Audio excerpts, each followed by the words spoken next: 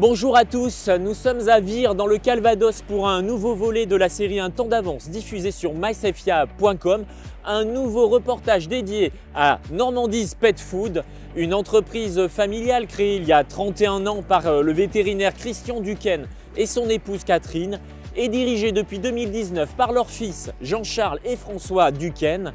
Une double culture vétérinaire et industrielle avec pour fer de lance la robotisation et l'automatisation, ce qui fait de cette usine un véritable bijou de technologie et de performance. Primée et labellisée vitrine usine de futur en 2020, labellisée French Fab en 2021, l'entreprise vient de boucler un plan d'investissement de 42 millions d'euros. De quoi soutenir la croissance de cette entreprise de 800 salariés qui va réaliser cette année un chiffre d'affaires de 150 millions d'euros. Pourquoi cette entreprise a investi aussi massivement dans la robotisation? Élément de réponse avec François Duquesne, DG en charge des affaires techniques, et Frédéric Donjou, directeur de production Pochon.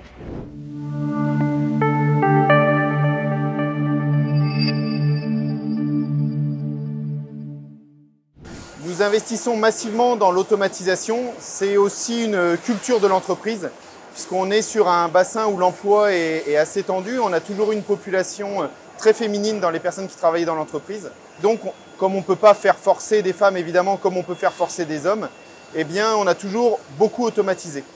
Ensuite, parce que notre concurrence est dans les pays de l'Est où la main-d'œuvre est moins chère, et c'est aussi une façon de survivre en France et de réussir à rester compétitif en étant très automatisé. On a une inflation très très forte des matières premières, une inflation qui est due notamment à la peste porcine, à la grippe aviaire et évidemment à l'énergie, hein, tout le monde le sait, avec un impact énergétique qui est assez important sur nos produits.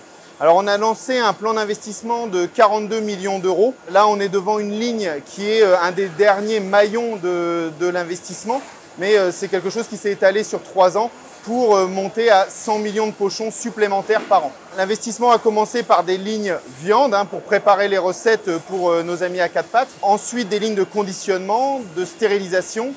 Et là, finalement, des lignes d'emballage pour envoyer dans la grande distribution des produits en palettes prêts à vendre. En 2015, nous avions déjà fait un plan d'investissement important et la vie de l'entreprise est toujours phasée avec des plans d'investissement, des plans de prise en main de l'outil, de montée en cadence et de réinvestissement puisqu'on est sur un marché effectivement très porteur. Face à la flambée des coûts de l'énergie, nous continuons à investir sur des emballages qui ont une analyse de cycle de vie meilleurs que des boîtes de conserve, donc forcément qui sont moins impactés par l'énergie au niveau de l'inflation.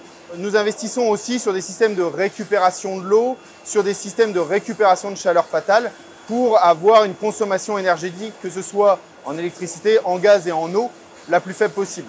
Un exemple assez emblématique sur lequel on communique pas mal, c'est notre liaison à une usine de méthanisation qui nous permet d'utiliser notre chaleur fatale liée au process de refroidissement des produits après stérilisation, qui nous permet aussi de valoriser nos biodéchets qui sont transformés du coup en méthane, méthane que nous reconsommons, alors évidemment qui est réinjecté dans le réseau de la ville de Vire et qui fournit 25% de la consommation de la ville de Vire en gaz.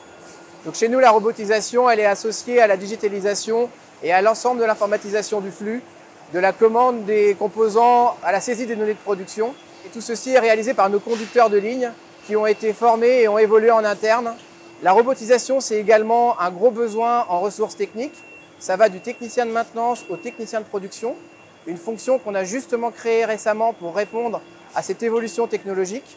La robotisation, c'est aussi quelque chose dont on est fier et qu'on montre tous les jeudis soirs lors de visites qu'on organise et qui nous permet, au travers de ces visites, d'améliorer notre attractivité et de contribuer à notre renommée.